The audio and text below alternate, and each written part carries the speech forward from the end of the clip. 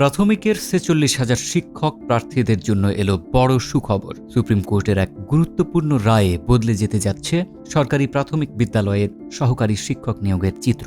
আজ ৯ জুলাই দেশের সর্বোচ্চ আদালতের আপিল বিভাগ নির্দেশ দিয়েছেন ২০২৩ সালের তৃতীয় ধাপের নিয়োগ পরীক্ষায় অংশ নেওয়া ৪৬,১৯৯ জন প্রার্থীর ফলাফল মেধার ভিত্তিতে পুনরায় প্রকাশ করতে হবে। শুধু তাই নয়, এই মামলার ১৫১ জন রিটকারীকে আগামী ৬০ দিনের মধ্যে সরাসরি সরকারি শিক্ষক পদে নিয়োগ দেওয়ার নির্দেশও দিয়েছেন আদালত। কিন্তু কেন এই সিদ্ধান্ত? ২০২৩ সালের নিয়োগ প্রক্রিয়ায় ৮৪% কোটা এবং মাত্র ১৬% মেধার ভিত্তিতে ফল প্রকাশ করা হয়েছিল।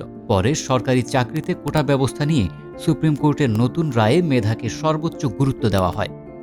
সেই রায়ের আলোকে বৈষম্যের অভিযোগ তুলে আদালতের দ্বারস্থ হন একজন চাকরি প্রার্থী। দীর্ঘ আইনি লড়াই শেষে আপিল বিভাগ জানিয়েছেন, আগের কোটা পদ্ধতির পরিবর্তে নতুন নীতিমালার আলোকে মেধাভিত্তিক ফলাফল পুনরায় প্রকাশ করতে হবে। তবে ইতোমধ্যে যারা নিয়োগ পেয়ে চাকরিতে যোগ দিয়েছেন, সেই ৬,৫৩১ জন সহকারী শিক্ষকের চাকরি বহাল থাকবে।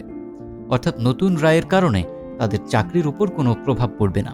আইনজীবীদের মতে এই রায়ের মাধ্যমে মেধার মূল্যায়ন নিশ্চিত হয়েছে এবং যোগ্য প্রার্থীরা ন্যায্য সুযোগ পাবেন। এখন সবার নজর প্রাথমিক ও গণশিক্ষা মন্ত্রণালয়ের দিকে।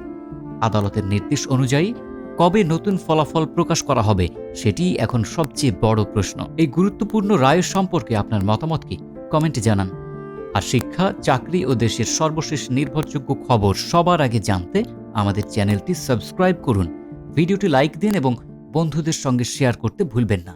ধন্যবাদ।